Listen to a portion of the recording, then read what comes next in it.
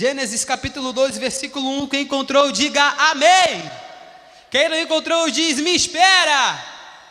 Que isso, tá bem fácil. Primeiro livro da Bíblia. Corre lá, corre lá. Gênesis 2, versículo de número 1. Se tiver alguém sem Bíblia do seu lado, compartilhe a Bíblia com essa pessoa do seu lado aí. Isso, para que todos possam fazer essa leitura comigo. Gênesis capítulo de número 2. E o versículo que nós vamos ler vai ser do 1 até o 3. Gênesis 2, do 1 ao 3, diz assim: Assim os céus e a terra e todo o seu exército foram acabados. E havendo Deus acabado no 7º dia a sua obra que tinha feito, descansou. No 7º dia de toda a sua obra que tinha feito.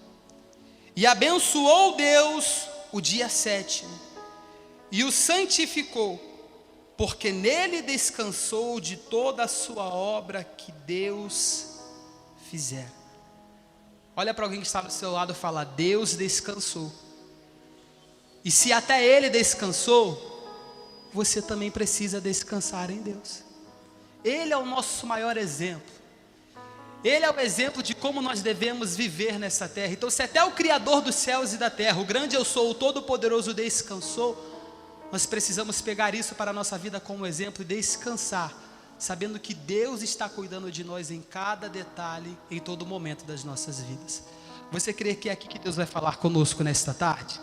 Então eu vou reler o versículo de número 3, e após a minha leitura, repita comigo em bom som e alta voz.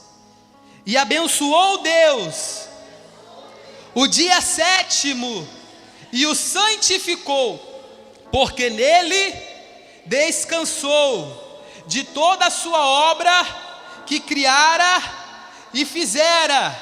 Diga: porque nele descansou, porque nele descansou. Coloque a tua Bíblia sobre o teu assento, feche os seus olhos, coloque sua mão sobre a região do seu coração. Pai querido e Deus amado todo-poderoso, a tua palavra, Senhor, agora ela vai ser ministrada. Meu Deus, e quem sou eu, quem é o homem para que diga alguma coisa? É necessário que o Senhor cresça e que eu diminua. De mim mesmo, Senhor, eu não tenho nada a dizer, nada a falar. Então é necessário que o Senhor use a minha vida, me revista com teu Espírito Santo e faça a tua palavra fluir com facilidade na boca do pregador e nos lábios do mensageiro.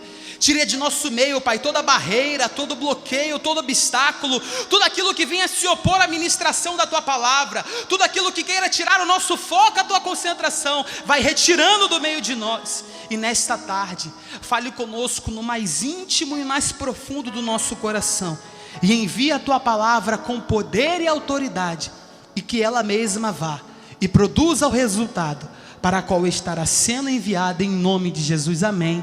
E graças a Deus. Senta aí aplaudindo bem forte ao nome do Senhor. Obrigado, Marquinhos.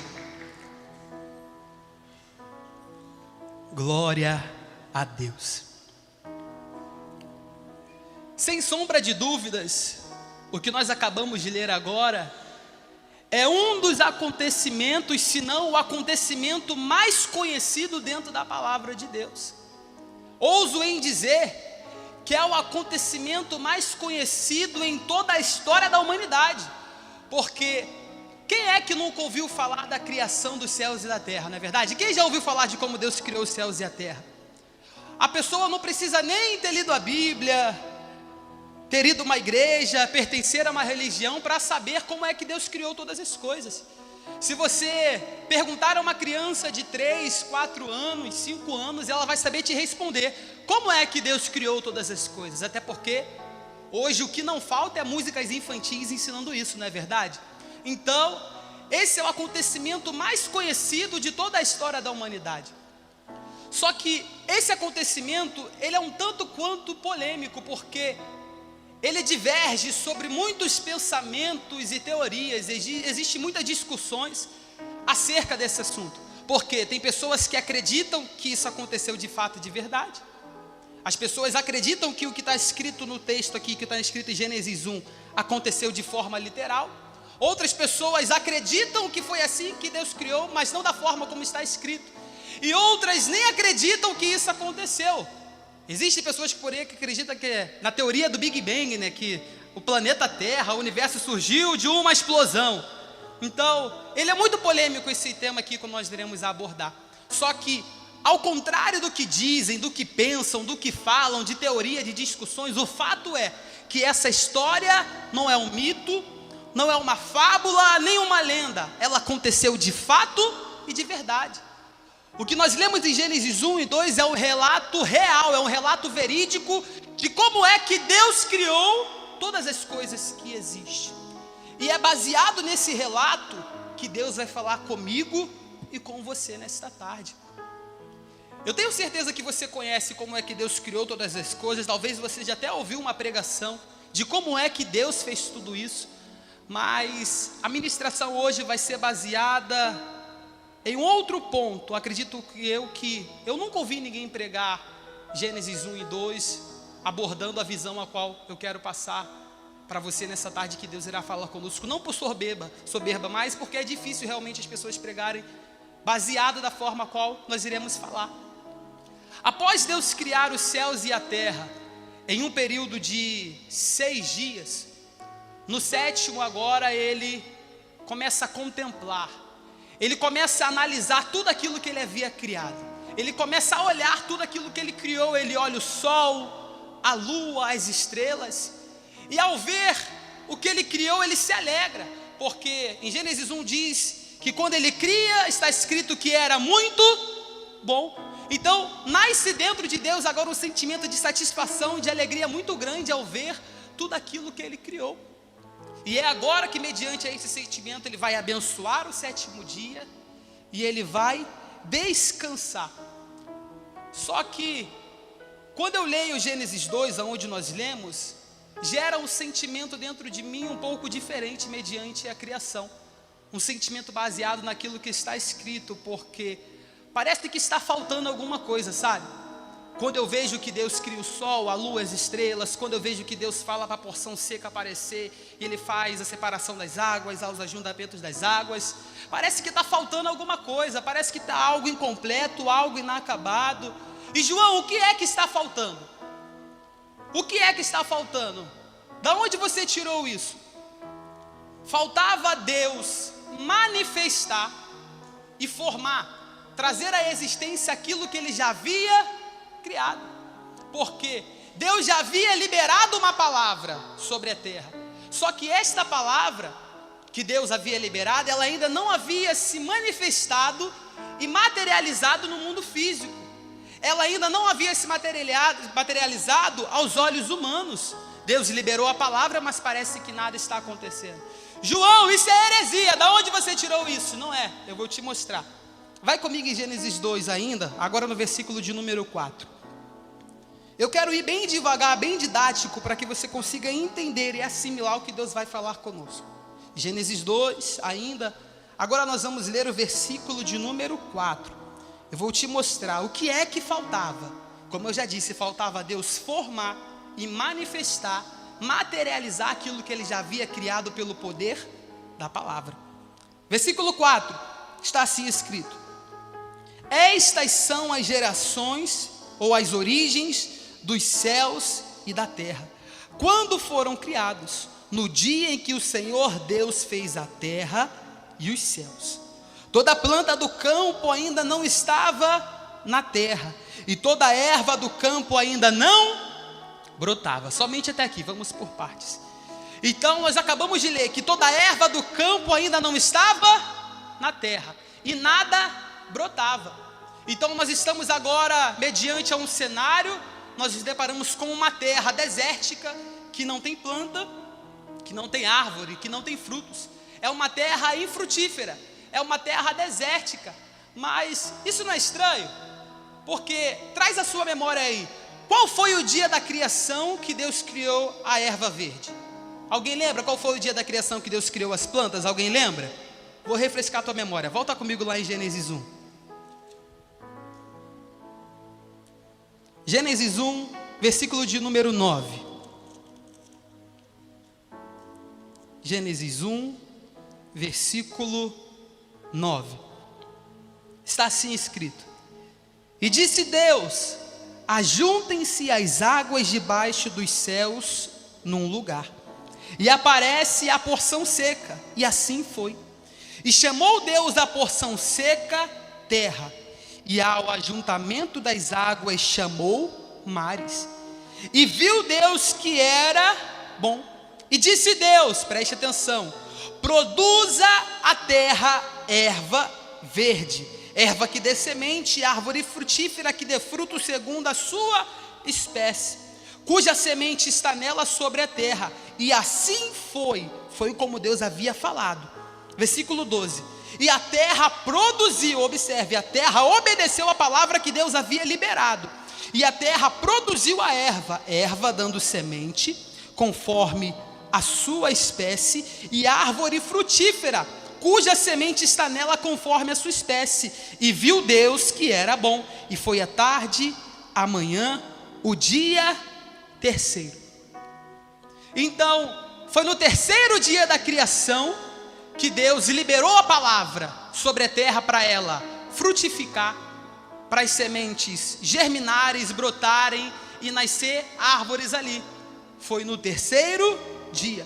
Mas João, se Deus criou no terceiro dia, no capítulo de número 1, por que no capítulo 2 ainda nada brotava?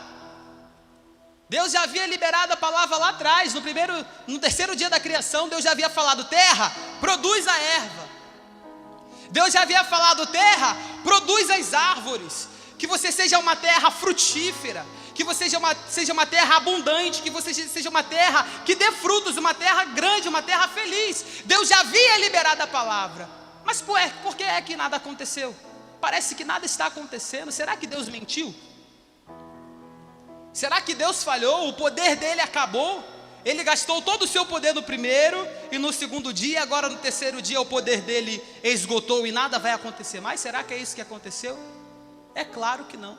Sabe por que a terra ainda não havia produzido aquilo que Deus já havia mandado ela produzir? Sabe por que ainda não havia se concretizado a palavra que Deus havia feito?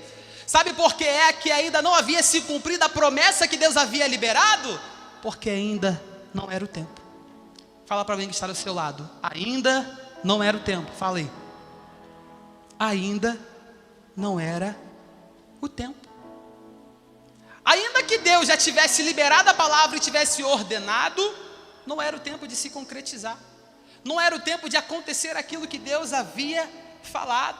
E mediante a isso aqui, eu já quero abrir um parênteses para que você possa entender.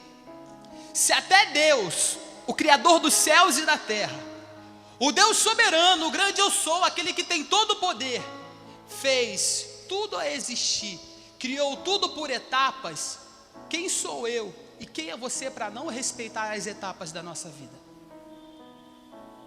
Se até Deus, o Criador do universo, o Deus que formou todas as coisas, o Deus que te deu a vida, o Deus que teve o poder, a capacidade de pegar um barro, ele pegou algo que não tinha vida, ele pegou a terra ali, ó, a lama, pegou o barro e formou o homem, ele deu a vida, o Deus poderoso. Se até ele criou tudo baseado em um processo, quem sou eu, quem é você para questionar os processos que nós passamos na nossa vida?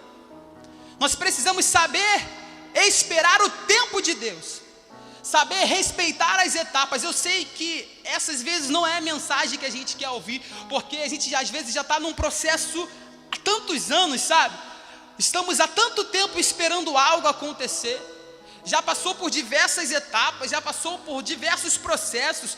Você já foi feliz e ficou triste, você já se alegrou, mas já se frustrou, você já cresceu, mas depois foi humilhado, Deus te exaltou, mas depois te abateu, Deus te permitiu passar no vale da sombra da morte, Deus te permitiu sofrer, você já passou por diversas circunstâncias, e vem hoje, Deus te fala para você acalmar o teu coração e esperar, e saber entender que tudo que Deus faz é por etapas. E mediante a cada etapa que nós passamos na nossa vida, mediante a cada processo que Deus nos permite passar, é para moldar o meu e o seu caráter. Às vezes a gente pensa: Deus não me ama, porque quantos anos eu estou esperando algo? Deus, o Senhor se esqueceu de mim, parece que não vai mais acontecer, porque há quantos anos eu estou esperando?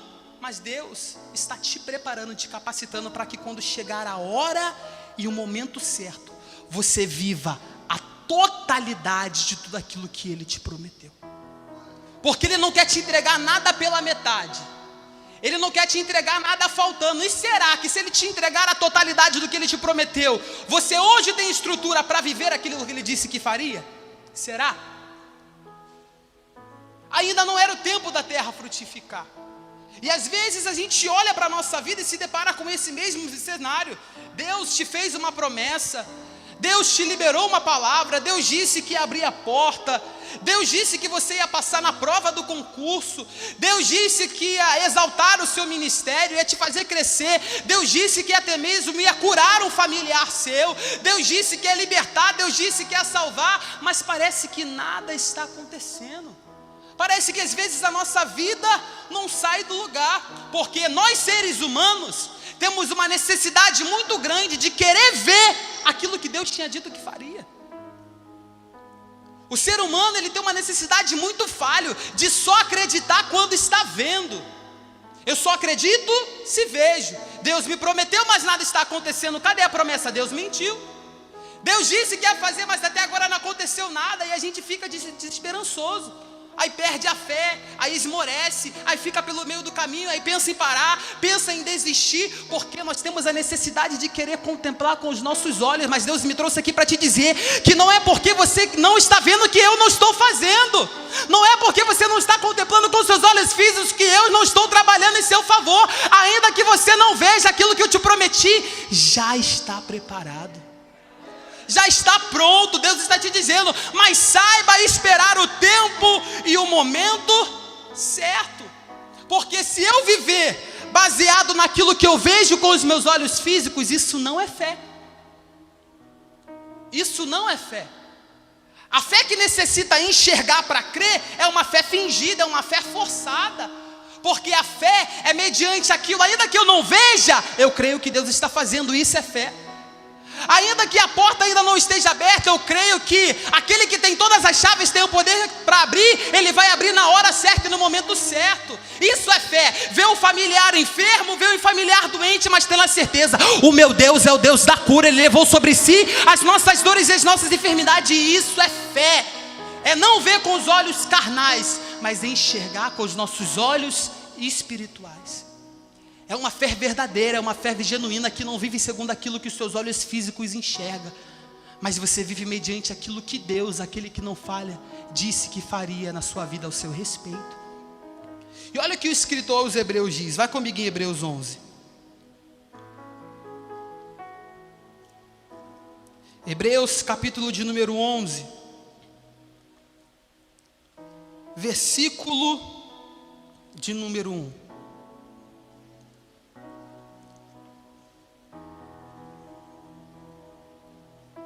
Hebreus,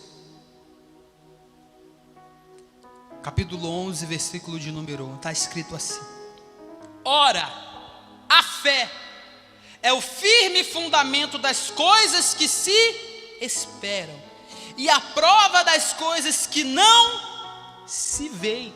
Isso é viver pela fé.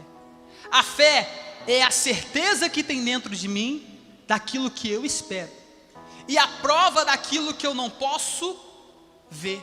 É assim que nós temos que viver. Ainda que eu não veja, ainda que pareça, no plano terreno, no plano físico, que nada está acontecendo, a nossa fé é a certeza daquilo que se espera, e ela é a prova daquilo que não se pode ver. Por que é a prova? Porque ainda que você não veja, já está pronto no cenário espiritual. Observe, quando Deus criou todas as coisas, a palavra vai dizer que no princípio criou Deus os céus e a terra.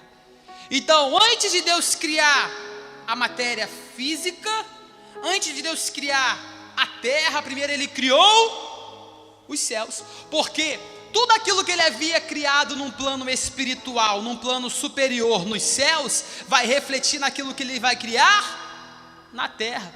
Então, aquilo que você ainda não viu com os seus olhos físicos, no mundo espiritual já está preparado, porque primeiro começa no céu para depois se materializar na terra. Então acalma o teu coração, porque o que Deus tem para você já está pronto, já está preparado.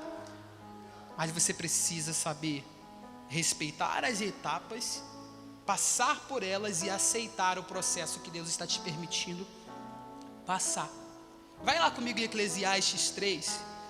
São versículos muito conhecidos, mas apenas para a gente conseguir abordar o que Deus está falando. Eclesiastes 3, você conhece de cor e salteado essa passagem. Eclesiastes 3, versículo de número 1. Você conhece. Não é novidade aquilo que Deus está falando aqui agora. Ele só está te lembrando aquilo que Ele já disse, que às vezes a gente esquece.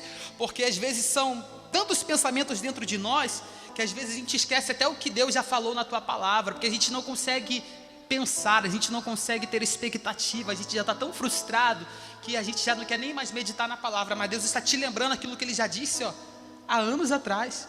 Há milhares e milhares de anos. Eclesiastes 3, versículo de número 1. Olha o que Salomão vai dizer: tudo tem o seu tempo determinado, e há tempo para todo o propósito debaixo do céu. Deus, Ele nunca chega atrasado. Eu e você podemos nos atrasar, sabe?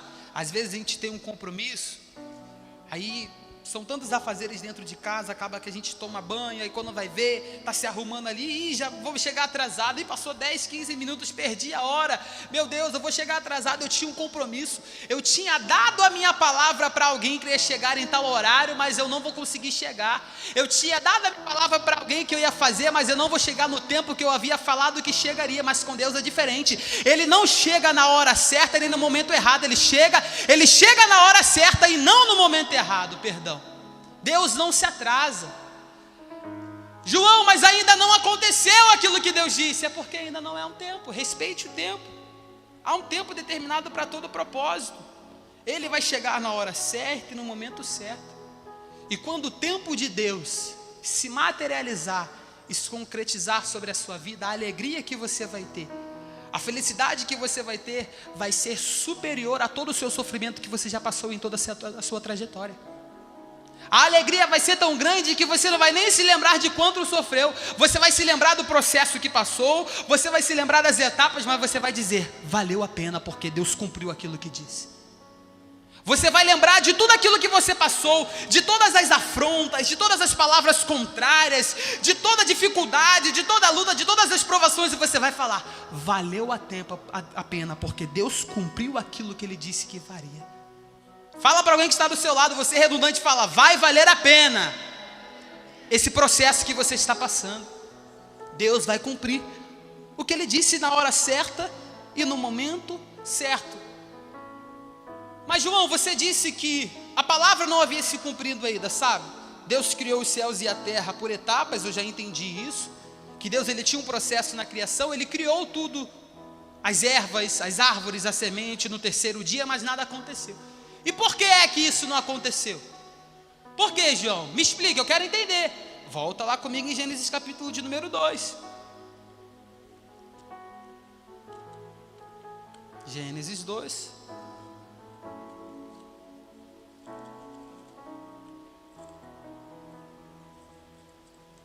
Gênesis 12, versículo de número 5.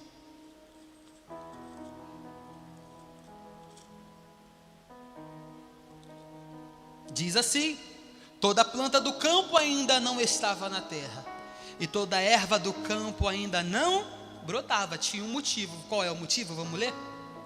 Porque ainda o Senhor Deus não tinha feito chover sobre a terra, e ainda não havia homem para lavrar a terra. Então ainda não era um tempo. Não era um tempo por quê? Porque Deus, Ele tinha um motivo. E qual era o motivo? O primeiro motivo pelo qual a palavra de Deus ainda não havia se materializado, o primeiro motivo pelo qual ainda não havia acontecido aquilo que Deus disse que Ele faria, aquilo que Ele mandou, ordenou a terra a produzir, está aqui no versículo 5, na parte B. Porque o Senhor Deus ainda não tinha feito chover sobre a terra. E a chuva, para que você entenda, ela é essencial e indispensável para o bom crescimento das plantas. Eu não sou jardineiro não, sabe? Eu nem entendo de planta, mas a gente estuda aí para tentar entender aquilo que Deus está falando. A última vez que eu plantei alguma coisa, acho que foi na escola, sabe? Aquele projeto carocinho de feijão que a gente bota no algodão, aí bota lá no copinho e espera crescer. Eu nem lembro se o meu cresceu. O meu cresceu, mãe? Você lembra? Não cresceu aí, ó. Eu não sirvo mesmo para plantar nada. O meu feijãozinho nem cresceu. Nem para plantar esse feijão eu sirvo mais. Misericórdia. Então, eu não entendo de nada de jardinagem, agricultura, nada disso. Mas a gente estuda para entender aquilo que Deus tinha feito. Então, a chuva, ela é não só importante, mas ela é crucial. Ela é essencial para o crescimento saudável das plantas. Porque, primeiro, ela fornece água. A água é necessária para o crescimento da planta. Segundo, porque ela fornece os nutrientes para o bom crescimento. Porque uma planta que não tem o nutriente necessário para crescer, ela vai crescer de uma forma rápida e vai morrer. Eu sei que você é espiritual e você já está entendendo o que Deus está te falando. Então, a chuva ela é necessária porque ela ajuda a planta na sua fotossíntese, no seu trabalho ali de crescimento. Ou seja, se Deus fizesse a planta crescer sem a chuva ter caído, a planta iria crescer, mas iria morrer. E é por isso que Deus ainda não fez na sua vida o que Ele disse que faria. Porque o tempo da chuva de Deus ser derramado sobre a sua vida ainda não se completou. A chuva ela está sendo derramada sobre você continuamente, porque a cada dia que passa nessa etapa que você está passando, a cada dia que você vive nesse seu processo, Deus está só te fornecendo nutriente. Ele está te enchendo de nutriente. Ele está te enchendo com o Espírito Santo. Ele está te capacitando, está te fortalecendo espiritualmente. A cada dia que passa nesse processo, Deus está fornecendo água para que você cresça de uma forma saudável, para que quando se cumprir aquilo que Ele disse, você não morra. Então Ele está te permitindo, porque primeiro Ele está te nutrindo espiritualmente. Só que não basta apenas esperar Deus nos nutrir. Mediante esse processo, eu e você, nós precisamos buscar de Deus essa nutrição. Sabe, esse tempo não é apenas um tempo de espera, é um tempo de preparo. E como é que eu me preparo? É baseado naquilo que Deus disse que faria na minha vida. Eu me esforço para um dia estar apto para viver o que Ele disse. Então não é apenas ficar, bom, há um tempo determinado, vou cruzar os braços. Faz aí, Deus. 1 ano. Faz aí, Deus, 2 anos. E a pessoa fica lá de braços cruzados. 10 anos. Faz aí, Deus, nada acontece. Enquanto você também ficar de braços cruzados, meu irmão, nada vai acontecer. A gente precisa fazer o quê? Buscar de Deus esse nutriente. E se preparar, para que quando chegar o tempo certo, a hora certa, você viva a totalidade do que Deus te disse. Então, o primeiro motivo pelo qual a planta não havia crescido, o primeiro motivo pelo qual a palavra não havia se materializado era porque Deus ainda não tinha enviado a chuva. Segundo motivo, ainda no versículo de número 5, porque, observe, e não havia homem sobre a terra para a lavrar ou a cultivar. Ou seja, a planta não havia crescido, a erva não havia brotado, a árvore não havia frutificado, porque ainda não havia homem para lavrar a terra. Mas João, Deus não depende de homem. Deus não precisa de homem. Por que a planta não cresceu? Deus não é o Todo-Poderoso. Ele precisou do homem para criar os céus e a terra? Não precisou. Deus precisou do homem para criar o sol, a lua, as estrelas? Não precisou. Por que agora Ele precisa do homem para cultivar a terra? Porque esse ato de cultivar, arar a terra, preparar a terra, ele também é crucial e necessário. E esse homem aqui, que ainda não estava na terra para cultivar, sou eu e você. Porque é você mesmo que tem que arar a sua própria terra. É você mesmo que tem que cultivar a sua própria terra, que é se preparar. O cultivo da terra, ele também é importante, crucial e necessário para quê? Porque ele prepara o cenário para que quando a semente for lançada na terra, ao ela ser regada após a chuva, as raízes cresçam para baixo e se expandam. E todo mundo sabe, o que é que dá o sustento para uma planta, para uma árvore? O que é que sustenta uma árvore? Alguém sabe? É o quê? A raiz. Então uma árvore que não tem raiz, ela não fica de pé. Vem o vento, bum, derruba a árvore. Vem a chuva, derruba a árvore. Vem o homem, balança a árvore e derruba. Quantos de nós aqui na infância não já viu aquela árvore magrelinha na rua, balançou e arrancou a árvore do lugar? Quem já fez isso? Não mente não, Deus está vendo. Olha que Deus está vendo, eu já fiz muito isso, porque só Jesus na minha vida quando eu era criança. Oh Deus, como tu és bom. Quem é que nunca viu aquela plantinha ali, sabe, aquelas plantinhas pequenininhas, que você vai ali quando é criança, balança, puxa, e vem toda a raizinha pequenininha, não é? Quando a gente puxa aquela plantinha pequenininha, vem toda a raiz ali. Por quê? Aquela planta ainda não tem raiz suficiente para se firmar e resistir a quem está vindo e tentar arrancar ela da terra. Essa planta que ainda não tem raiz, não tem firmeza para poder suportar o vento forte. Uma planta que não tem raiz, ela não tem sustento e firmeza para passar por lutas e por provações. E eu sei que você já entendeu, mas eu vou falar. Você ainda não viveu aquilo que Deus disse que faria, porque primeiro Ele está fazendo a sua raiz crescer. Entenda que a matemática com Deus é diferente. O que eu vou falar aqui é meio louco, sabe? Porque Deus, Ele chama as loucas, Ele pega as coisas loucas. Antes de Deus te fazer crescer, sendo redundante, para cima, Ele vai te fazer crescer para baixo. Antes de Deus te fazer subir, primeiro Ele vai fazer você descer. Antes de Deus te exaltar, primeiro Ele vai te humilhar. Antes de Deus te honrar, primeiro Ele vai te amassar. Por quê? Para que quando você tiver com a promessa nas tuas mãos, o vento forte não te derrube. Para que quando Ele cumprir o que te prometeu, não haja luta, não haja prova, não haja disse-me-disse, não haja fofoca que venha te desestruturar. Porque a sua raiz está firmado, os seus pés vão estar firmados na rocha que é Jesus Cristo. Então Ele está fazendo a sua raiz crescer. Deus está fazendo você crescer para baixo. Se preocupe primeiro nesse processo e nessa etapa, crescer não para cima, mas para baixo. Só que o problema é que às vezes a gente olha à nossa volta e vê,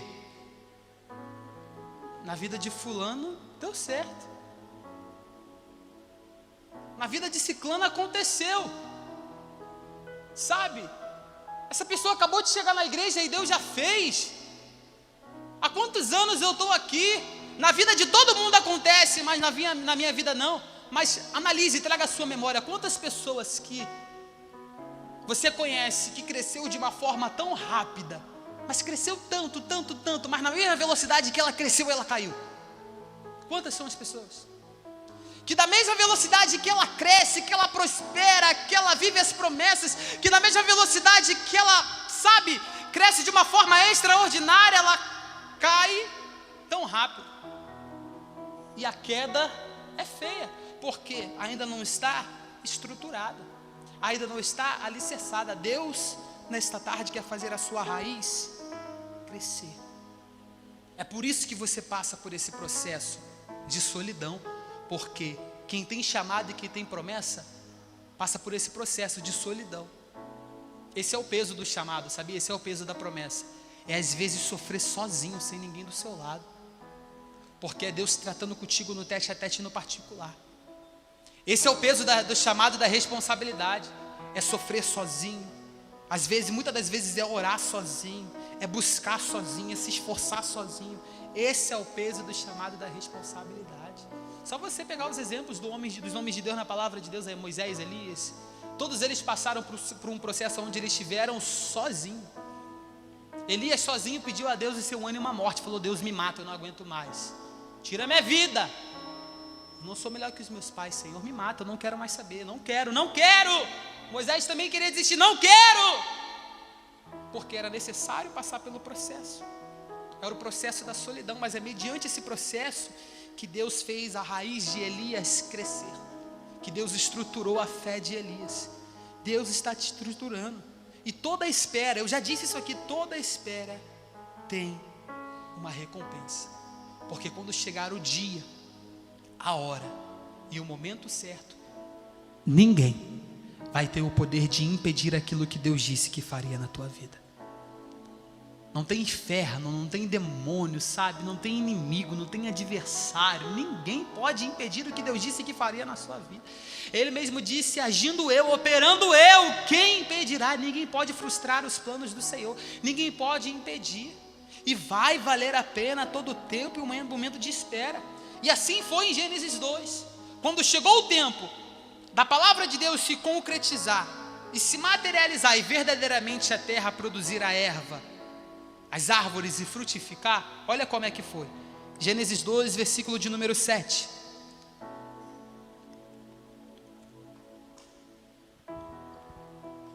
Gênesis 2, 7 diz assim: e formou o Senhor Deus o homem do pó da terra, e soprou em seus narizes o fôlego da vida, e o homem foi feita alma vivente. E plantou o Senhor Deus um jardim no Éden da banda do Oriente, e pôs um homem ali que tinha formado. Versículo 9, olha aqui o cumprimento da palavra que Deus havia feito. E o Senhor Deus fez brotar da terra toda árvore agradável à vista e boa para a comida, a árvore da vida no meio do jardim, e a árvore da ciência do bem e do mal. Ou seja, então quando é o tempo, a hora e o momento certo, é o próprio Deus que fez brotar da terra as plantas. Então quando chegar o tempo, a hora certa, não é homem que vai te exaltar, não é homem que vai dar um empurrãozinho, não é homem que vai te indicar, é o próprio Deus que vai te pegar e te exaltar, é o próprio Deus que vai te pegar e vai te levantar e vai te fazer viver tudo aquilo que Ele disse que faria. Você não depende de homem, você não depende de amigo, você não depende de ninguém, você depende apenas do próprio Deus, que quando Ele faz na hora, no momento certo, e tudo que Deus faz é perfeito. Tudo que Deus faz é perfeito. Quando chegar a hora, você vai ver que vai ser tão lindo, vai ser maravilhoso o que o Deus disse que faria na tua vida, e ninguém vai impedir, ninguém. Para de se preocupar com o que falam, com o que dizem, com o que pensam, esquece isso, deixa isso para lá. Quando chegar a hora certa, vai se cumprir. Mas João, e quanto não chega o tempo, o que é que eu faço? Está difícil.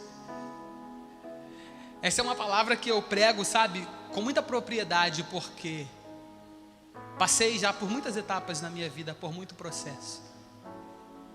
processos, e vivo em um processo constante, sabe? Eu espero que Deus me leve nesse processo até o dia que Ele quiser me levar para a glória, ou Ele venha me arrebatar. Que a gente precisa estar em movimento, porque alguém que está parado não vive o que Deus disse, a gente precisa estar em movimento.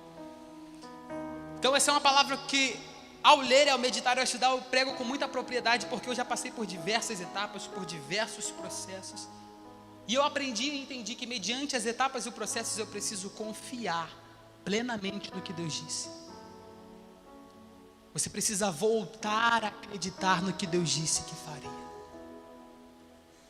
Deus está falando para você: não foi eu que mudei, não foi eu que menti, não foi eu que perdi o meu poder, não é que eu não quero fazer, é você que parou de acreditar. Lembra aí, qual foi a promessa que Deus te fez há anos e anos atrás? Você já nem ora mais por isso, porque você acha que já não vai mais acontecer. Traz a sua memória aí, qual foi a palavra que Deus te liberou há 2 anos atrás? Há 5 anos atrás, há 10 anos atrás? Você já não tem nem mais a capacidade de acreditar. É por isso que você ainda não está vivendo o que Deus disse também. Você precisa voltar a acreditar, voltar a confiar de que Deus vai fazer, de que Deus não falha. Salmos capítulo de número 27, já estou encerrando. Salmos 27, versículo de número 14.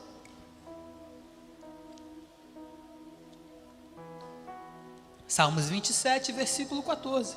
Está assim escrito: espera no Senhor, anima-te, e Ele fortalecerá o seu coração. Espera, pois, no Senhor. Então, quando eu espero em Deus, quando eu mantenho a esperança dentro de mim, quando eu mantenho as promessas de Deus viva dentro de mim, quando eu mantenho vivo dentro de mim a palavra que Deus disse que faria, Ele fortalece o meu coração. É aí que Ele nos fortalece, é aí que Ele nos sustenta, porque é Ele quem nos dá o combustível para não desistir no meio do caminho. É o Espírito Santo que te sustenta, é o Senhor quem firma os seus pés, que firma os teus passos, mas para isso a gente precisa confiar e acreditar nele. Primeiro a gente espera, e no meio do processo da espera a gente confia, e quando eu espero e confio, Deus fortalece o meu coração. E a confiança no Senhor, sabe, ela não é em vão. Não é em vão. Tenha certeza disso, que todo esse processo que você está passando não vai ser em vão. Esse processo da espera, esse processo da confiança, esse processo dolorido, esse processo que está te machucando. Você está literalmente como aquele vaso, sabe? Aquele vaso de barro que o oleiro trabalha ali, ele se quebra na mão do oleiro. O que ele faz? Ele pega todo aquele barro, molha novamente e ele vai fazer o quê? Ele amassa aquele barro.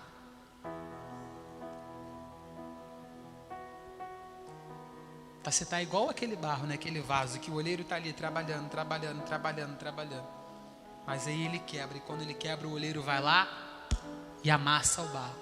Mas quando ele amassa o barro, não é porque ele não gosta do barro. Quando ele amassa o barro, não é porque ele despreza o barro. É porque daquele mesmo barro, ele vai fazer um vaso novo. É porque daquele mesmo barro vai nascer um vaso lindo. Um vaso tão maravilhoso que vai ser um vaso para honra e não para desonra. Porque a tua confiança em Deus te gera uma recompensa e um galardão. Para a gente encerrar, Hebreus capítulo de número 10. Quero ler com toda a igreja de pé.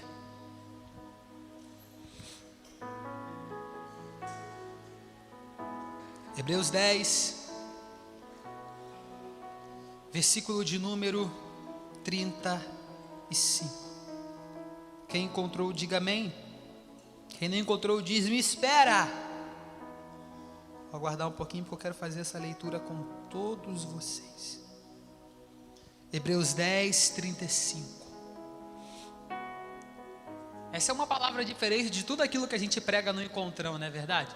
Que a gente prega aqui bastante sobre o quê? Sobre santidade, sobre pecado, que a gente tem que fugir da aparência do mal, tem que fugir do pecado.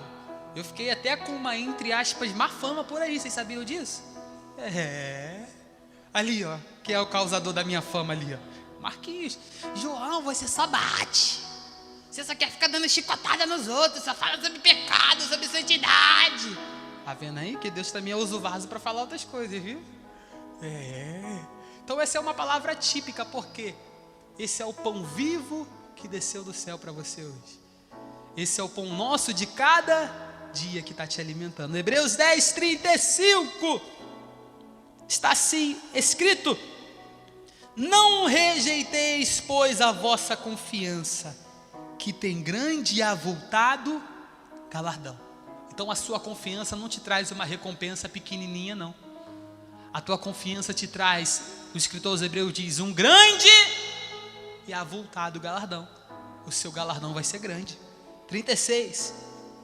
Porque necessitais de paciência. Ô João, quanto mais paciência eu tenho que ter, já não aguento mais. Porque necessitais de paciência, para que depois de haver desfeito a vontade de Deus, possais alcançar a promessa. Porque ainda um pouquinho de tempo, o que há de vir virá e não tardará. Para a gente encerrar, falar para alguém que está do seu lado: falta só um pouquinho de tempo. Falta só um pouquinho de tempo. Pouquinho, só um pouquinho e nada. O que há de vir virá e não tardará. Falta pouco, respira, relaxa. Conta até 10. Sopra. Relaxa. Porque ainda há um pouquinho de tempo. O que há de vir, virá. Ou seja, o que há de vir, virá. Virá. É certo que virá. O que há de vir, vai vir, é certeza. E não tardará. Porque não tarda, porque chega na hora e no momento certo. Guarde essa palavra no seu coração e saiba respeitar o tempo de Deus na sua vida. Saiba viver cada etapa e cada processo que Deus está te permitindo passar.